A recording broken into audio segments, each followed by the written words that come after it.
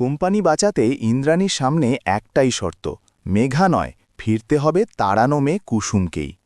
হাজার কোটি টাকার ডিলের জন্য কি তবে অহংকার ভেঙে কুসুমের বাবার পায়ে পড়বেন ইন্দ্রাণী?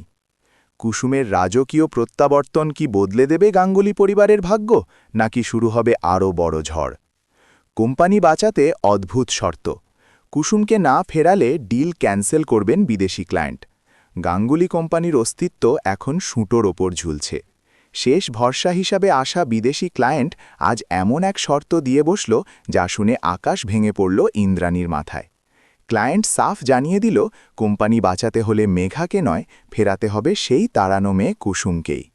অহংকারী ইন্দ্রাণী কি পারবে নিজের জেদ গিলে কুসুমের বাবার পায়ে ধরে ক্ষমা চাইতে, নাকি ডুবে যাবে সবকিছু?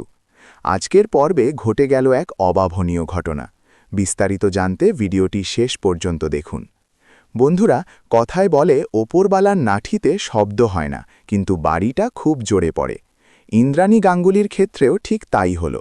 তিনি ভেবেছিলেন টাকার জোরে মেঘাকে দিয়ে সব করিয়ে নেবেন, কিন্তু আজ সেই টাকার লোভেই তাকে মাথা নিচু করতে হলো।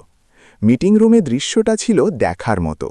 মেঘা যখন তার স্টাইল আর মেকআপ দিয়ে ক্লায়েন্টকে ভোলাতে চাইল, তখন মিস্টার উইলিয়ামস তাকে এক ধমকে থামিয়ে দিলেন। তিনি স্পষ্ট বললেন, আমি এখানে ব্যবসা করতে এসেছি, ফ্যাশন শো দেখতে নয়। এরপর যখন তিনি কুসুমের পুরনো কাজের প্রশংসা করতে শুরু করলেন, তখন ইন্দ্রাণীর মুখটা দেখার মতো হয়েছিল। আয়ুষ কোণে দাঁড়িয়ে মুচকি হাসছিল। সে জানত কুসুমের যোগ্যতা এক না একদিন প্রমাণিত হবেই। যখন ক্লায়েন্ট শর্ত দিল যে কুসুম ছাড়া এই 1000 কোটি টাকার ডিল হবে না, তখন ইন্দ্রাণীর পায়ের তলা থেকে মাটি সরে গেল। সবচেয়ে বড় টুইস্ট হলো এপিসোডের শেষে।